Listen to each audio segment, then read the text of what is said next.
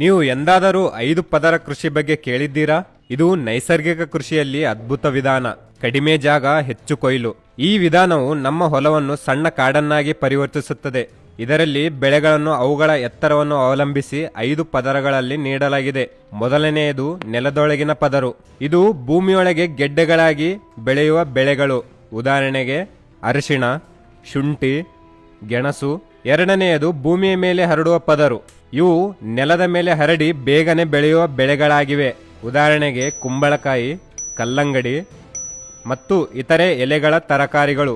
ಮೂರನೆಯದು ಪೊದೆ ಪದರು. ಇವು ಸುಮಾರು 4 ಅಡಿಗಳವರೆಗೆ ಬೆಳೆಯುವ ಸಣ್ಣ ಸಸ್ಯಗಳಾಗಿವೆ. ಉದಾಹರಣೆಗೆ ಮೆಣಸಿನಕಾಯಿ, ಟೊಮ್ಯಾಟೊ, ಬದನೆಕಾಯಿ ಮತ್ತು ದ್ವಿದಳ ಧಾನ್ಯಗಳು. ನಾಲ್ಕನೆಯದು ಮಧ್ಯದ ಪದರು. ಇವು 15 ಅಡಿಗಳವರೆಗೆ ಬೆಳೆಯುವ ಹಣ್ಣಿನ ಮರಗಳು. ಬಾಳೆಹಣ್ಣು, ಪಪಾಯ, ನಿಂಬೆ ಮತ್ತು ಬಾಳೆ ಗಿಡಗಳು. ಐದನೆಯದು ಎತ್ತರದ ಪದರು. ಇದು ತೆಂಗಿನಕಾಯಿ, ಅಡಿಕೆ ಮತ್ತು ಮಾವಿನ ಮರಗಳಂತಹ 20 ಅಡಿಗಳಿಗಿಂತ ಹೆಚ್ಚು ಎತ್ತರಕ್ಕೆ ಬೆಳೆಯುವ ದೊಡ್ಡ ಮರವಾಗಿವೆ.